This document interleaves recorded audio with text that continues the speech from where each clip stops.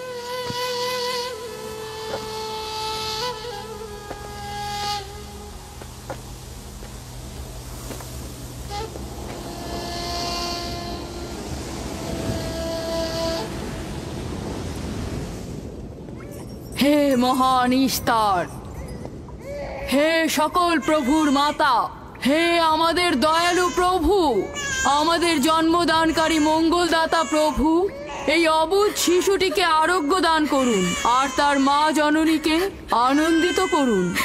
এই অবুঝ শিশুর মাতা প্রতিজ্ঞা করেছে প্রভু, তোমার দরবারে সে মূল্যবান হাদিয়া প্রদান করবে।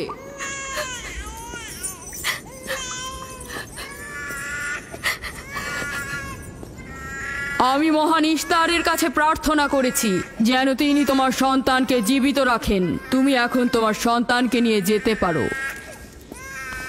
তুমি তোমার সন্তানকে ঠিক সেভাবে মানুষ করবে যেন সে বড় হয়ে নিজেকে ইস্তারের সেবায় বিলিয়ে দিতে পারে। আপনিও মহান ইস্তারের কাছে আমি অনেক কৃতজ্ঞ। মহান ইস্তারের ওপর রহমত বর্ষিত হোক। আপনার ওই ইস্তারের মেহেরবানিতে আমার মৃত সন্তান জীবিত অবস্থায় ফিরে এসেছে। ইস্তার মহান, তার ওপর রহমত বর্ষিত হোক। ইস্তার মহান, তার ওপর রহমত বর্ষিত হোক। মহান ইস্তার, তার ওপর রহমত বর্ষিত হোক। ইস্তার মহান, ইস্তার মহান, তার ওপর রহমত বর্ষিত। এই বাচ্চাটির মতো আমাদের সন্তানও নিশ্চয়ই সেরে উঠবে, তাই না? ইস্তার খোদা দয়ালু ও শক্তিশালী, তিনি নিশ্চয়ই আমাদের বাচ্চাকে সাফা দেবেন। হ্যাঁ, আমারও তাই মনে হয়। চলো যাই। তোমাদের এ কি হলো? তোমরা তো নিজেরাই ফেরেশতার সেজদা পেয়েছো, আর এখন কিনা নিজেরাই নিজেদের সেজদা করছো। এই পৃথিবীর সৃষ্টির সকল কিছুই ইনসানকে তাসলিম করে, আর তোমরা কিনা প্রাণহীন নির্জীব পাথরকে তাসলিম করছো। এই শোনো, খবরদার বলছি, তুমি এসব বেহুদা কথাবার্তা বলে আমাদের খোদাকে অপমানিত করবে না। আমি এই কথাগুলো নিজে থেকে বলছি না, আমি খোদা কর্তৃক প্রেরিত কথাগুলো এই কিতাব থেকে বলছি। এটি হচ্ছে আসমানি সহি কিতাব, যা আমার দাদা ইব্রাহিম নবীর উপর নাজিল হয়েছিল। আমি তার দিনের অনুসারী এবং এই কিতাবের প্রচলন ও দাওয়াত প্রদানকারী। নিজে থেকে কিছু বলছি না। ওই আসমানি কিতাবে কি লেখা আছে আমাদের খোদাদেরকে অপমানিত করতে হবে? আমি অপমান করছি না, শুধু প্রশ্ন করছি। যদি জেনে থাকো তাহলে উত্তর দাও, আর যদি না জেনে থাকো তাহলে স্বীকার করো। তোমাদের জিজ্ঞাসা করছি, ওই মন্দিরে রাখা ইস্তারের মূর্তিগুলো কি তোমাদের প্রভু, নাকি তোমাদের তৈরি বস্তু? ইস্তার তোমাদের উপর প্রভাব বিস্তার করে নাকি তোমরা ইস্তারের উপর? ইস্তার তোমাদেরকে শাসন করে নাকি তোমরা ইস্তারকে? পাথরের তৈরি ইস্তার যদি দুর্বল ও অক্ষম হয়ে থাকে, তবে কি করে আমাদের বাচ্চাদেরকে সাফা দেয়? সত্যি কথা, আমরাও দেখেছি। হ্যাঁ, তার হাকিকাত আছে। ইস্তার তার সন্তানকে সাফা দিয়েছে, আমি দেখেছি। ওই প্রজ্ঞাবান যিনি তোমাদের আহাজারি শুনেছেন, তিনি তোমাদেরকে সাফা প্রদান করেছেন, না ইস্তার। যদিও তোমরা খোদা ছাড়া প্রার্থনা করেছো আর তিনি ছাড়া তোমরা সাহায্য চেয়েছো, কিন্তু তিনি সকল কিছু সম্বন্ধে অবগত আছেন, তাই তোমাদের আহাজারিতে তার রহমত বর্ষিত হয়েছে, তোমাদেরকে সে সাহায্য করেছেন। সাধারণ দৃষ্টিতে তোমরা ইস্তারকে দেখেছো, অন্তর্দৃষ্টিতে দেখোনি, তাই মূল সাফা প্রদানকারীকে চিনতে পারোনি। ইয়াকুবের কথার মূল অর্থটা আমি এখন বুঝতে পারছি। সে চাইছে যে আমরা আমাদের খোদাদেরকে বাদ দিয়ে তার খোদার ইবাদত করি।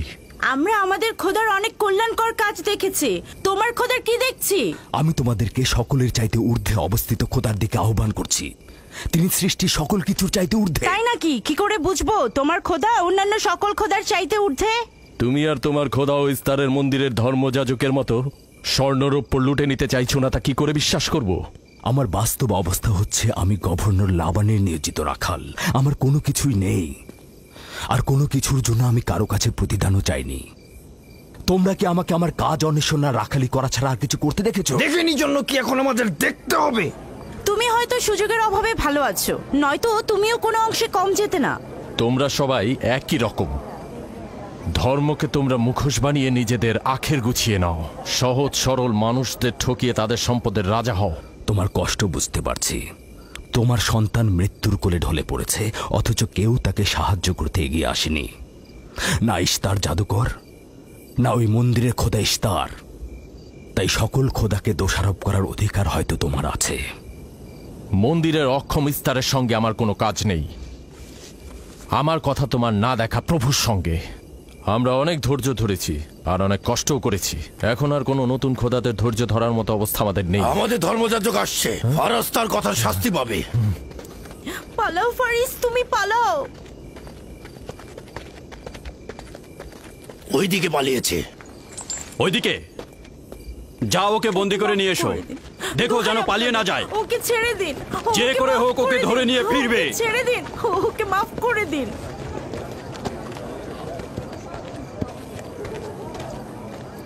যদি শুধুমাত্র গভর্নরের জামাতা না হতে, তাহলে আমি জানি তোমাকে কিভাবে শায়েস্তা করতে হয়।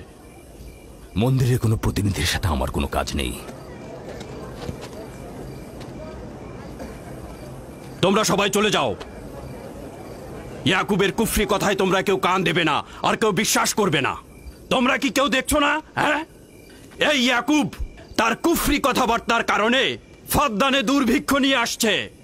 আমাদের ধর্মযাজক ঠিক কথাটাই বলেছেন। ইস্তারের অভিশাপে বালা মুসিবত আসার পূর্বেই চলো চলো আমরা এখান থেকে চলে যাই।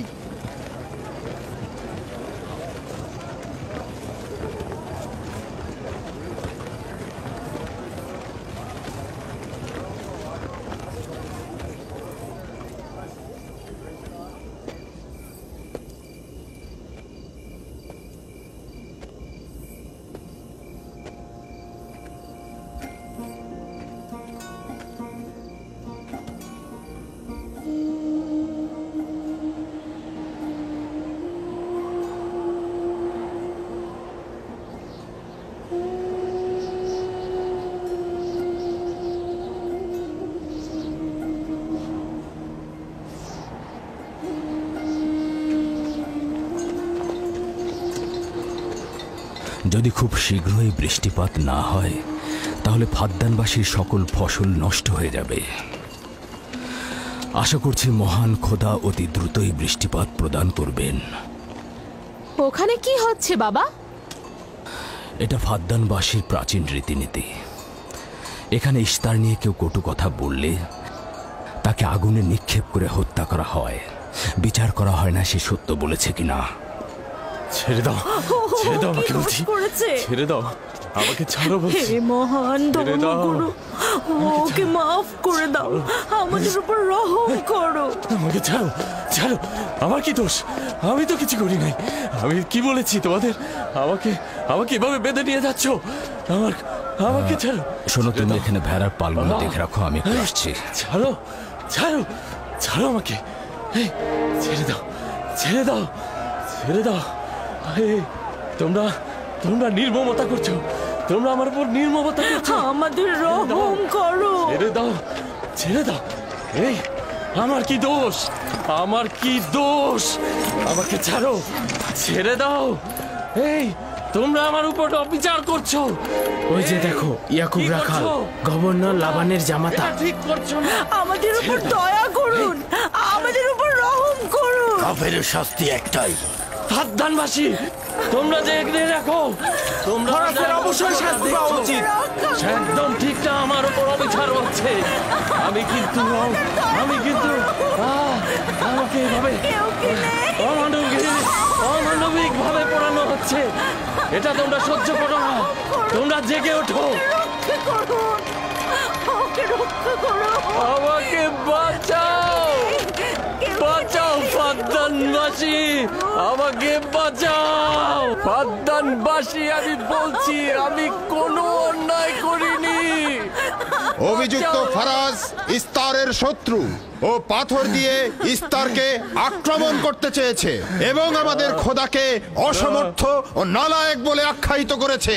ফাদ্দান শহরের প্রাচীন রীতিনীতি অনুযায়ী যে আমাদের খোদা ইস্তারকে অবমাননা করবে তাকে অবশ্যই আগুনে নিক্ষেপ করে হত্যা করা হবে। ফাদ্দানবাসী, তোমরা কি এরকম চুপ করে পাথরের মতো আমাকে দেখে যাবে? তোমরা কি কিছুই বলবে না? আমাকে এরকম অমানবিক ভাবে অত্যাচার করে পোড়াতে যাচ্ছে এই লোকজন। তোমরা কি কিছুই বেচারা ফারাজ, তোমরা কি নিশ্চুপ হয়ে সারা জীবন দেখে যাবে? ফাদ্দানবাসী, রক্ষা করো আমাকে, কেউ তো এগো। একদিন আমার মতো তোমাদের কেউ এভাবে পুড়িয়ে ফেলবে ওরা। তোমরা চুপ করে থেকো না, তোমরা এভাবে আমাকে মেরো না, আমার প্রাণ ভিক্ষা দাও, আমাকে এভাবে মেরো না। বেহুদা কান্নাকাটি করো না, হয়তো রক্তের মূল্য পরিশোধ করো, নয়তো আগুনে পুড়বার জন্য প্রস্তুত হও। তাকে আগুনে ফেলো না, এভাবে পুড়িয়ে মেরো না, করো, আমাকে প্রাণ ভিক্ষা দাও, ওকে ছেড়ে দাও। হে ফাদ্দানের জনগণ, আমাকে মেরো না। আমি একটা কথা জানতে চাই, তার রক্তের মূল্য কত? মূল্য কি তুমি পরিশোধ করবে? না, ও নিজেই তো ইস্তারের শত্রু।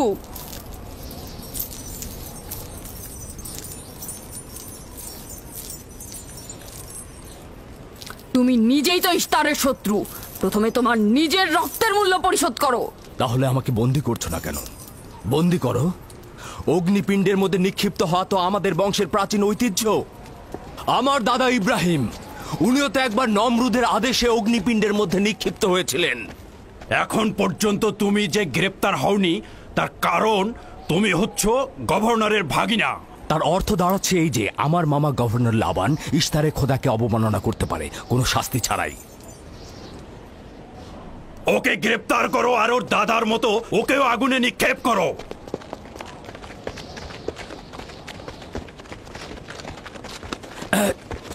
ছেড়ে দাও, আমার প্রশ্নের উত্তর দাও, ছেড়ে দাও আমাকে। এখানে কি হচ্ছে এসব?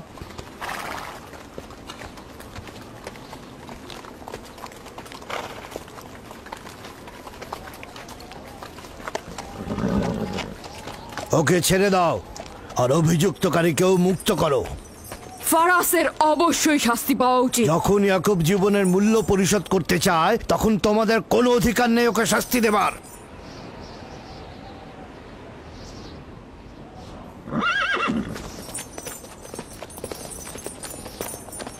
তাকে মুক্ত করে দিন।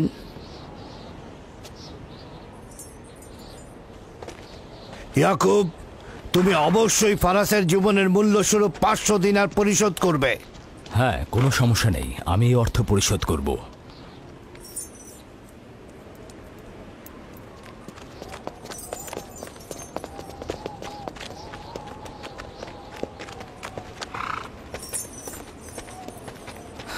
খোদা তাআলা আমার দয়ালু মামাকে হেফাজত করুক।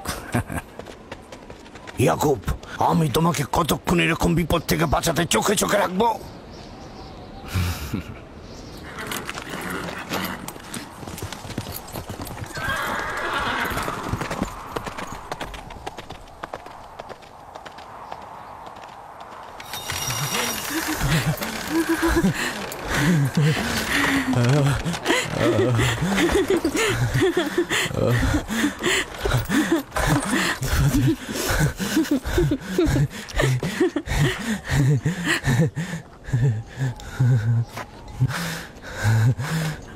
আপনি মহান, আমরা কৃতজ্ঞ, আমরা অনেক কৃতজ্ঞ আপনার কাছে। আমার জীবনের মূল্য স্বরূপ যে অর্থ আপনি প্রদান করবেন তার বিনিময়ে সারা জীবন আমি আপনার কৃতদাস হয়ে থাকবো। আপনি মহান, আপনি মহান। আপনি ফারাজকে মৃত্যুর হাত থেকে বাঁচিয়েছেন, আপনি আমাদের নতুন জীবন দিয়েছেন। হয়েছে হয়েছে, এবার এসো এসো।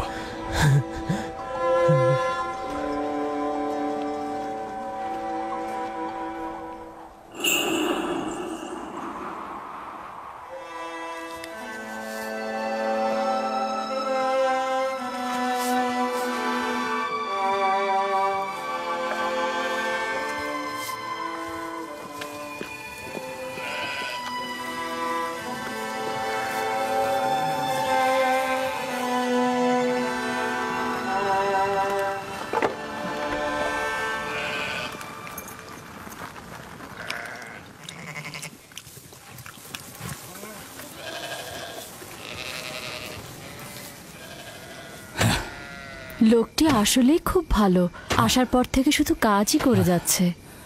হ্যাঁ, বছরের পর বছর ইস্তার, ফাদ্দান ও ব্যাবলের লোকজনকে অন্যায়ভাবে কোরবানি দিয়ে আসছে। আজ তোমার পিতার জন্য আমি ও ফারাজ বেঁচে গেছি। আপনি ওর জীবন বাঁচিয়েছেন বলেই ও ইস্তার পূজা ছেড়ে এক খোদার ইবাদতে মশগুল হয়েছে। হ্যাঁ, তা হয়েছে রাহেলা। আসলে যখন সে মৃত্যুর হাত থেকে রক্ষা পেয়েছে তখনই এক খোদায় বিশ্বাস এনেছে। আমাদের মুসাফির কখন পৌঁছবে? খুব শীঘ্রই হে খোদার নবী, বেশি দিন বাকি নেই। বছরের পর বছর তোমার সন্তানের প্রতীক্ষায় রয়েছি। যদি খোদা চায় তো খুব শীঘ্রই এই প্রতীক্ষার অবসান ঘটবে।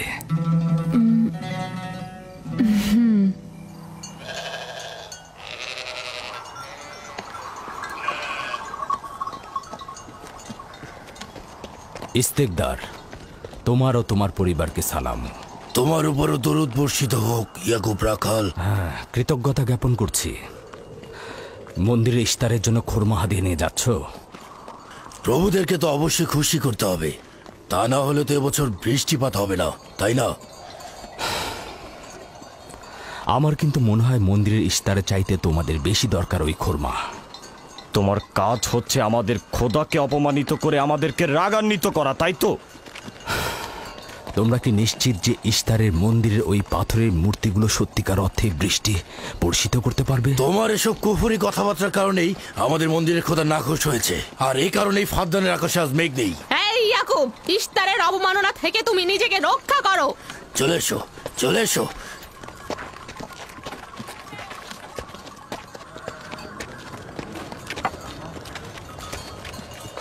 এটা তোমাদের কেমন বিবেচনা? তোমরা শক্তিশালী ও দয়ালু এক খোদাকে রেখে নির্জীব পাথরের উপাসনা করছো। কেন তোমরা বিষাদগ্রস্ত জমিনে নিজেদের আত্মাকে এক খোদার ঈমানের নূরে আলোকিত করছো না?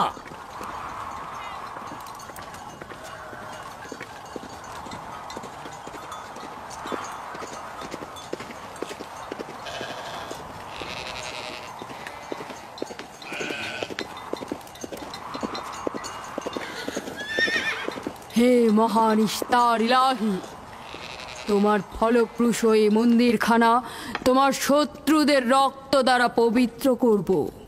শুষ্ক মৌসুমকে এই অঞ্চল থেকে দূর করে দাও, তোমার রহমতের বৃষ্টি বর্ষণ করো।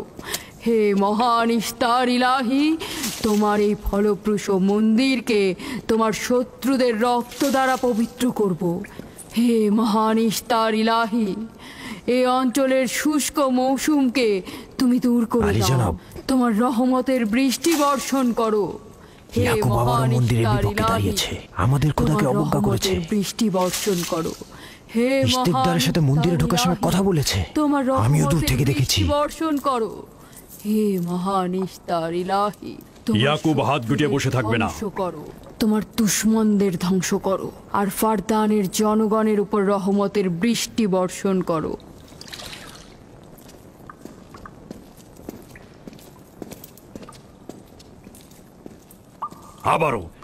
আবারও শুরু করেছে। আশা করছি ওর উপর এবার খোদার লানত বর্ষিত হবে। এখন আমাদের কি করা উচিত? লাবানকে এখানে ডাকো, তার সাথেই সমাধান করব। যত তাড়াতাড়ি সম্ভব লাবানকে আমন্ত্রণ করো।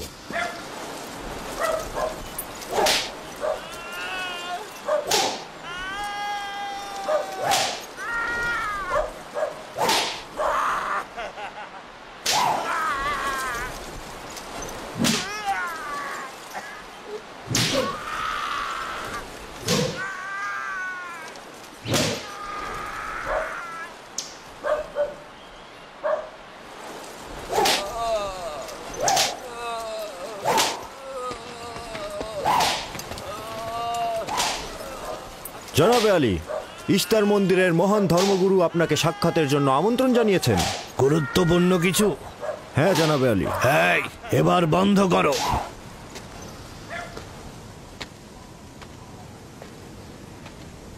তুমি যদি আবারও চুরি করেছো তাহলে তোর আর আঘাতে আর জীবিত ফিরবে না। আমি কথা দিচ্ছি এমন ভুল আর কখনো হবে না। ছেড়ে দাও একে। এসো।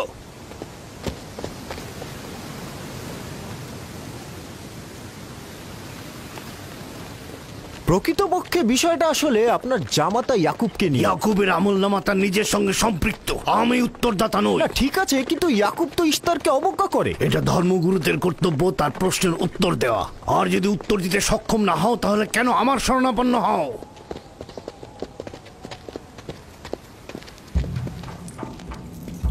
খোদার চাইতেও বড় খোদা মহান ইস্তার রাগান্বিত হয়েছেন।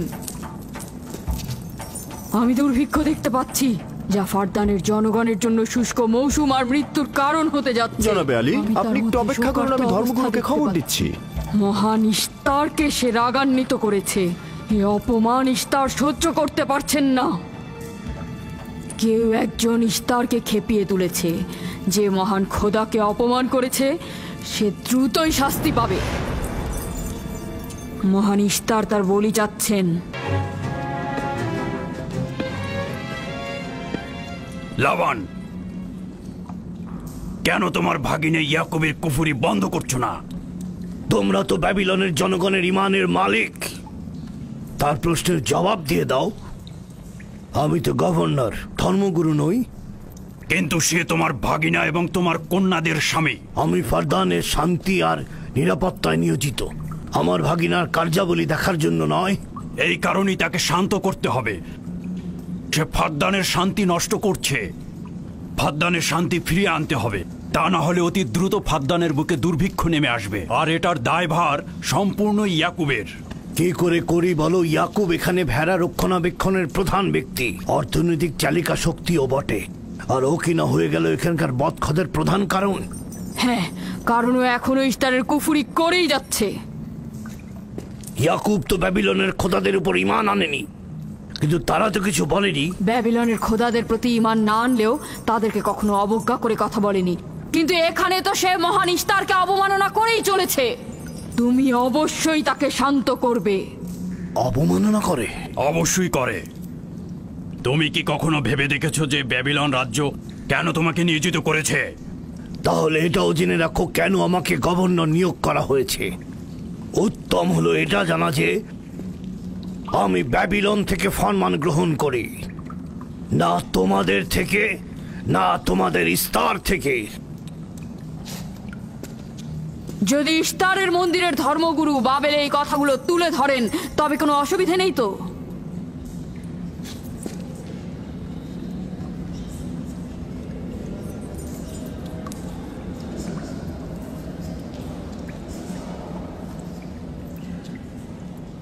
ঠিক আছে, আমি ইয়াকুবের সঙ্গে কথা বলছি। ইয়াকুবকে বলে দেবেন, আর কখনো যদি আমার পরিবারের সাথে ইস্তার নিয়ে কোনো কটু কথা বলে তাহলে তাকে আগুনে নিক্ষেপ করা হবে। কুকুরের ছানা তার বাবা মার কাছে ঘেউ ঘেউ শেখার আগে নেকড়ের কাছে ছিন্ন ভিন্ন হয়ে যায়। তোমার নিজের জবানের হেফাজত করো। এবারের মতো ক্ষমা করে দিচ্ছি, পরের বার কিন্তু করব না।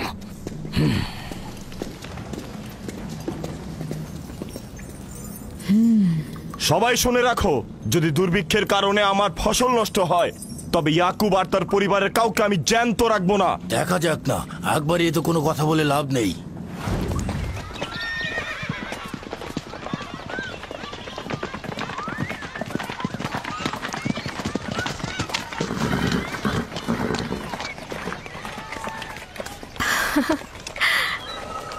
আব্বাজান এসেছেন।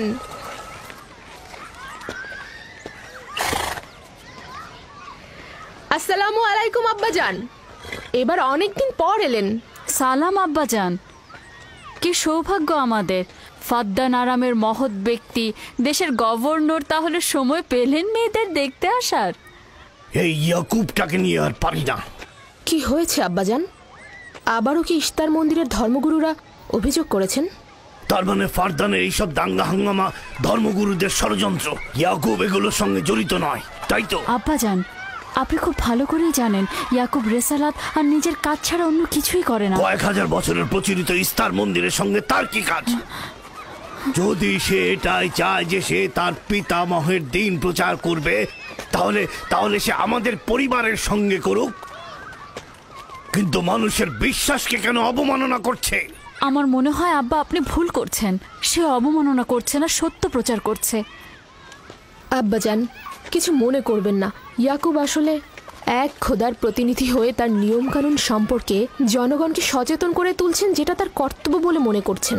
যেরকম আপনার কর্তব্য ফাদ্দানের জনগণের নিরাপত্তা প্রদান করা। তোমরা তার মতো কঠোর ও বেপরোয়া হয়েছো। আমি যদি চাই দায়িত্ব পালন করতে, তাহলে তোমরা মরুভূমিতে ভবঘুরে হয়ে ঘুরবে। আব্বাজান, আমি আর আমার বোন লিয়া আমাদের স্বামীর দিনে অটল আছি, তাই এক খোদার আইন বাস্তবায়নে আমরা তাকে সাহায্য করেই যাব। তোমরা সবাই দেওয়ানা হয়ে গেছো। তোমরা কেউ আমার অবস্থার কথা চিন্তা করছো না। তোমরা কি জানো, ব্যাবিলনের ধর্মগুরু যদি জানতে পারে আমার ভাগিনা ইস্তারের বিরুদ্ধে অপপ্রচার চালাচ্ছে, তাহলে আমার কি অবস্থা হবে ভাবো। আমি তখন কতটা বিপদে পড়বো। ইয়াকুবের খোদার শক্তি ওই বাবেলের মন্দিরের ইস্তারের থেকে অনেক বেশি। আব্বাজান, আমাদের উচিত হচ্ছে আমাদের নিজেদের খোদাকে ভয় করা, ওই পাথরের খোদাকে নয়। আমার না তার খোদার সঙ্গে কোনো কাজ রয়েছে, না এদের খোদা। শুধু বলবো ইয়াকুবের কোনো অধিকার নেই ফাদ্দানের লোকের কাছে আমার অবস্থান নড়বড় করে দেয়া। কি হয়েছে রাহেলা? রাহেলা, রাহেলা, কি হয়েছে রাহেলা?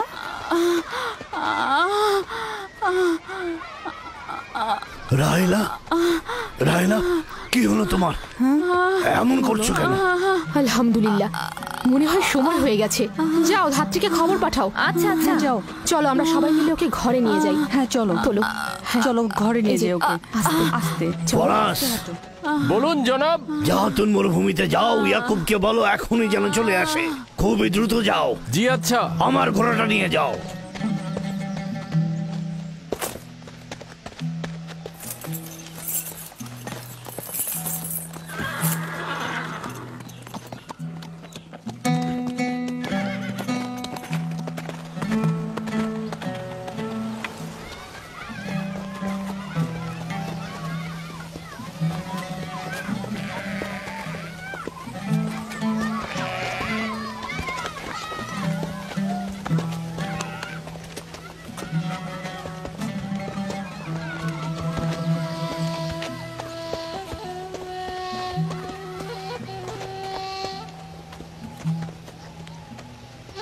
রাখালেরা চতুষ্পদী প্রাণীগুলোকে হেদায়েত করে, আর নবুয়াত ইনসানদের হেদায়েত করে থাকে।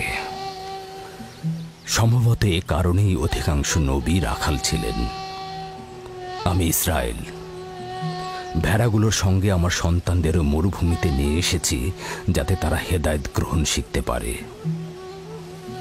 আমার সন্তান বনি ইসরায়েলেরা কেন ক্ষমতা ও পেশি শক্তিকে মূল দণ্ড হিসেবে মনে করছে? আমি তো তাদেরকে পেশি শক্তি বা জোর করে চাপিয়ে দেওয়া কোনো কিছু শিক্ষা দেইনি। তোমরা কি শুরু করলে? তোমরা কি শুরু করলে? ওঠো, ওঠো, শামুন, ওঠো। আমার উত্তরাধিকারী ও পরিবারের প্রধান সেই হবে যে খোদাকে সবচাইতে বেশি ভালোবাসবে। ইব্রাহিম ও ইসহাক ছিলেন সর্বোৎকৃষ্ট। তার মানে এই নয় যে তারা অধিক শক্তিশালী ছিলেন। শক্তি দিয়ে সবকিছু জয় করা যায় না।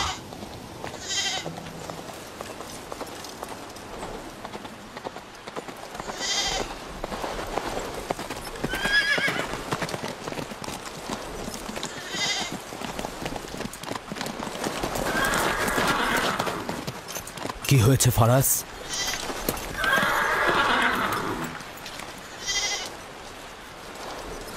তোমরা ভেড়াগুলোকে নিয়ে আসো।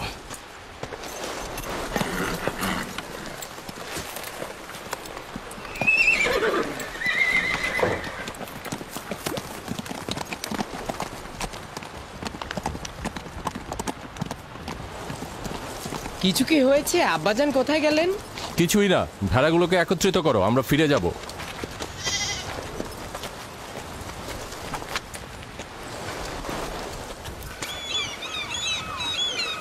বেল, হ্যাঁ রাহেল তো তোমার সতীন। রাহেলের সঙ্গে তোমার অনেক ভালো সম্পর্ক দেখছি।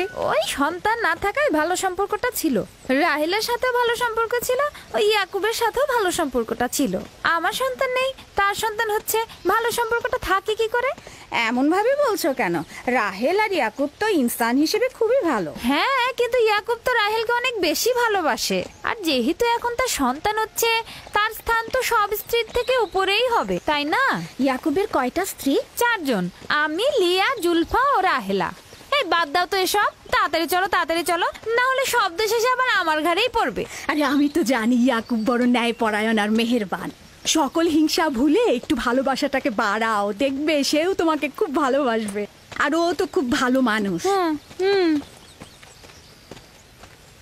জনাবে আলী লাবান, আপনার ওপর শান্তি বর্ষিত হোক। ভালো পুরস্কার পেতে যাচ্ছ, কিন্তু রাহেল আর তার সন্তানকে সুস্থ চাই। চিন্তা করবেন না, আমি অনেক অভিজ্ঞ ধাত্রী।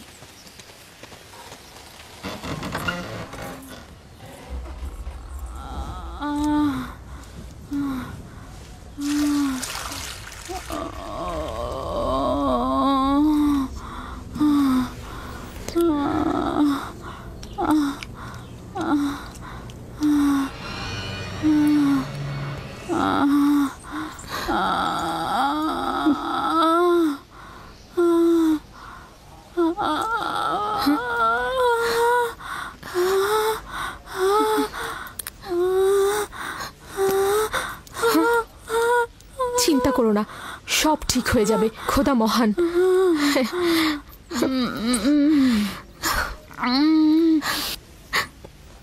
রাহেল, রাহেল, রাহেল, এই যে রাহেল, কি হলো? কথা বলো। রাহেল, রাহেল, রাহেল, রাহেল রাহেল বেহুশ হয়ে গেছে।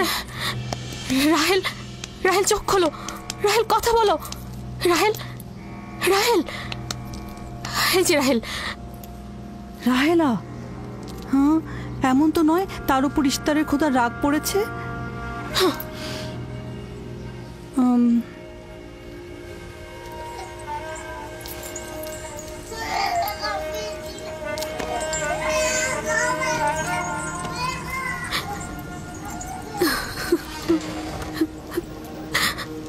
ওকে রাখো।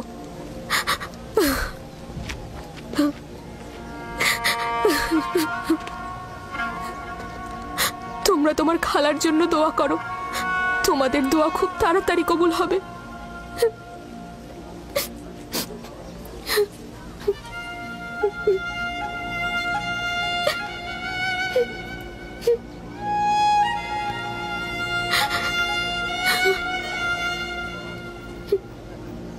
তোমরা কাজ করছো না কেন?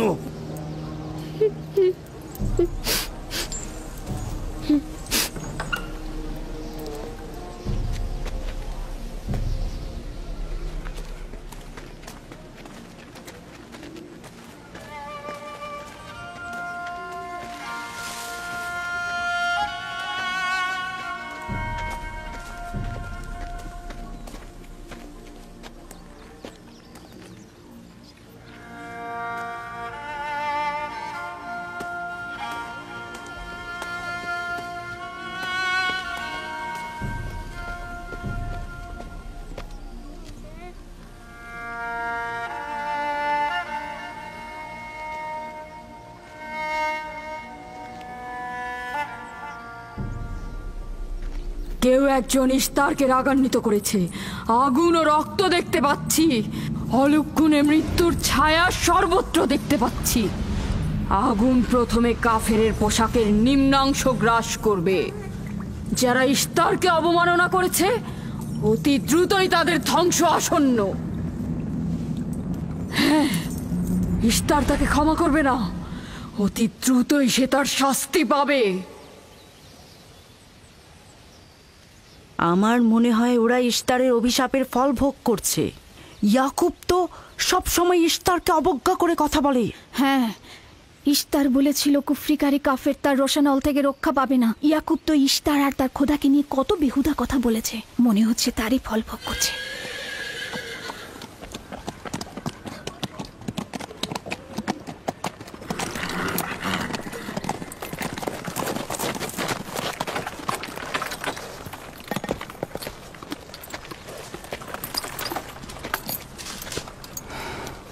রাহেলের অবস্থা কেমন? আমি কিছু বলতে পারছি না।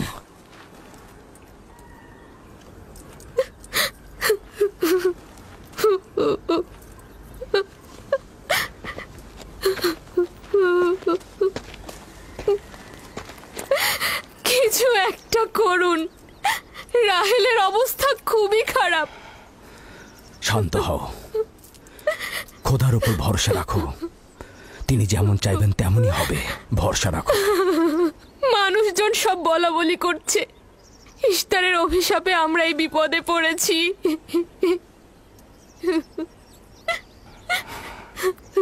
খুব ভালো, এবার দেখা যাক রাহেল ও তার সন্তানের খোদা সবচাইতে বেশি শক্তিশালী নাকি ওই ইশতারে খোদা।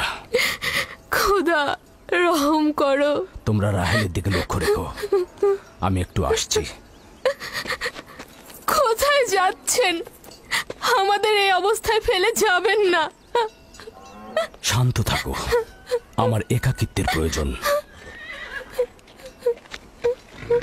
তুমি খোদার সঙ্গে যা করার করো, আমি হাত পা গুটিয়ে বসে থাকতে পারবো না। আমি অবশ্যই হেকিমি চিকিৎসার ব্যবস্থা করব। আমি চিকিৎসকের নিকটে যাচ্ছি, প্রকৃত চিকিৎসক।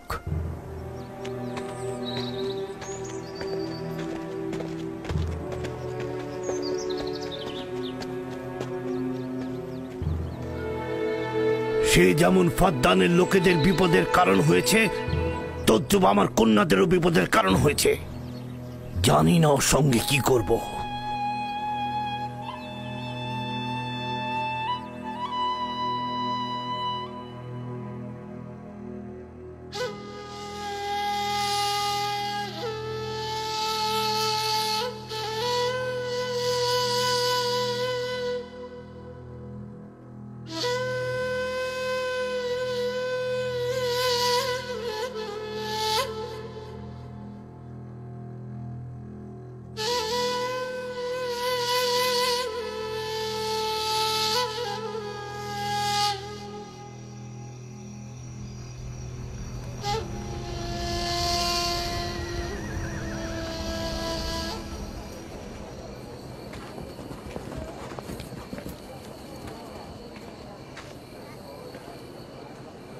কেন যে ইশতার মাতাকে ডেকে আনছে না, সে তো সবচেয়ে বড় ধাত্রী। হ্যাঁ, তারা বলছি।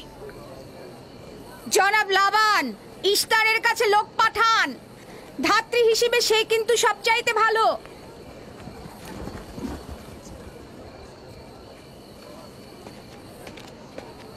যাও গিয়ে খোঁজ নাও ইস্তার আছে কিনা। যা চাই তাই দেবো। বলবে লাবান বলেছে যদি তার কন্যাকে নাজাত দাও, ইয়াকুবকে ফাদ্দান থেকে বার করে দেবো আর তার পাপ থেকে ইস্তার মন্দিরকে রক্ষা করব। যাও।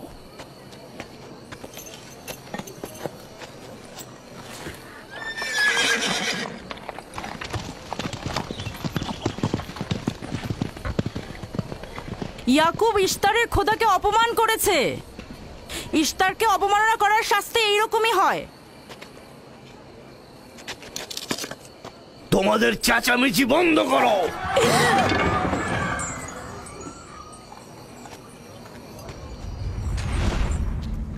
ইয়াকুবকে বলো কেন সে তার খোদার কাছে সাহায্য চাচ্ছে না।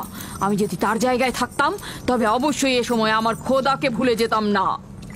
আমাকে পাঠিয়েছেন জনাব লাবান। তিনি কথা দিয়েছেন তার কন্যাকে যদি নাজাত দিতে পারেন, ইয়াকুবকে ফাদ্দান থেকে বের করে দেওয়া হবে। আমার দৃষ্টিতে এটা সর্বোত্তম সময় ফাদ্দানবাসীকে মহান ইশতারের কুদরত সম্পর্কে জানিয়ে দেবার এবং তার শক্তিমত্তা সম্পর্কে বুঝিয়ে দেবার এটাই উৎকৃষ্ট সময়। যদি রাহেলাকে বাঁচাতে পারো তাহলে তোমাদের উপর ফাদ্দানবাসীর ঈমান বৃদ্ধি পাবে। এখানে স্বর্ণরৌপ্যের ভান্ডার হবে। রাহেলের মৃত্যুও একই পরিণাম নিয়ে আসবে। বাদ দাও, মরে যাক। খুব ভালো, যাও এই কথাই গিয়ে বলো রাহেলের মৃত্যু ইশতারের অভিশাপের ফল। একক খোদার ইবাদত করা এবং ইস্তারকে দেখেও না দেখার ভান করার এমনটাই ফল। যদি এমনটা হতো, রাহেল ও তার সন্তানের মৃত্যুর পর আকাশ থেকে বৃষ্টি বর্ষিত হচ্ছে,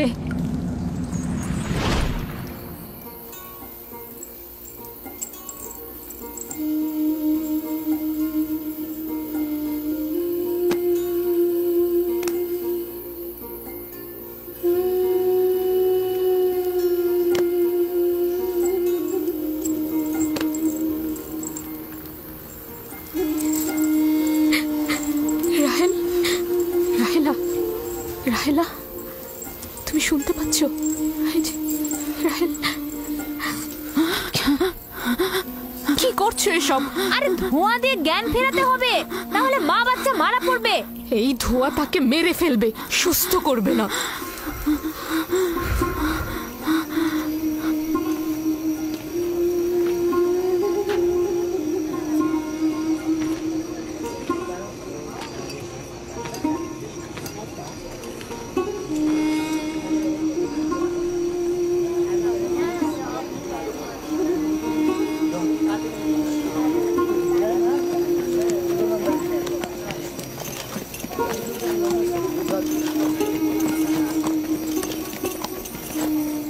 ইস্তার মাতে আসছেন।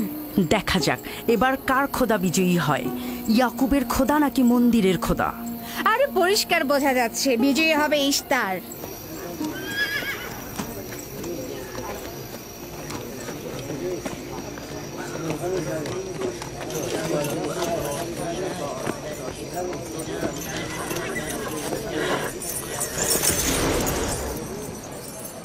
লাবান, আমার কথায় কষ্ট পেয়েছো তাই না? আর ইয়াকুব যে বলল তার খোদা সর্বশক্তিমান, অধিক দয়ালু, তবে তার খোদা কেন এসে তাকে সাহায্য করছে না? রাহেলের জীবন এখন তোমার হাতে, তুমি তাকে সাহায্য করো। আমি কখনোই ভাবিনি যে ইয়াকুব এত দ্রুতই মহান ইস্তারের শরণাপন্ন হবে। কত অবাক করা বেহুদা ও কাল্পনিক, মিথ্যা আর বাতিল চিন্তার মধ্যে মগ্ন আছো। এই বাতিল চিন্তার সত্যতা একটু পরেই তুমি উপলব্ধি করবে, যখন তোমার স্ত্রী সন্তান মৃত্যুর মুখে পতিত হবে। জীবন ও মৃত্যু সম্পূর্ণ খোদার হাতে, না ইস্তারের পাথরের মূর্তির হাতে। আমি ইস্তারকে এখানে আসতে বলেছি। রাহেলের অবস্থা খুবই খারাপ। রাহেলের নিজের খোদা ব্যতীত আর কারো খোদার প্রয়োজন নেই। তুমি বের হয়ে যাও, বের হও। ইয়াকুব, আমি এখানে দাঁড়িয়ে আছি। দাঁড়িয়ে আছো কেন? বের হয়ে যাও। তোমার স্ত্রী সন্তান ধ্বংস হবে, মহান ইস্তারের ক্রোধে তোমাদের ধ্বংস অনিবার্য। আমার সহধর্মিনী তোমার দয়ায় আসেনি যে তোমার বদ দয়ায় ধ্বংস হয়ে যাবে। তুমি বের হয়ে যাও। জনগণ, এই লোক নিজের জন্য কোনো রহম নিয়ে আসেনি এবং সে তোমাদেরও কোনো রহম দিতে পারবে না। সে তোমাদের জন্য যেমন দুর্ভিক্ষ নিয়ে আসছে, তেমনি তার স্ত্রী পুত্রের জন্য মৃত্যু ডেকে নিয়ে আসছে। অতি দ্রুতই তোমরা ইস্তারের কুদরত দেখতে পাবে। তোমার কারণে আমার কন্যার জীবন যদি বিপন্ন হয়,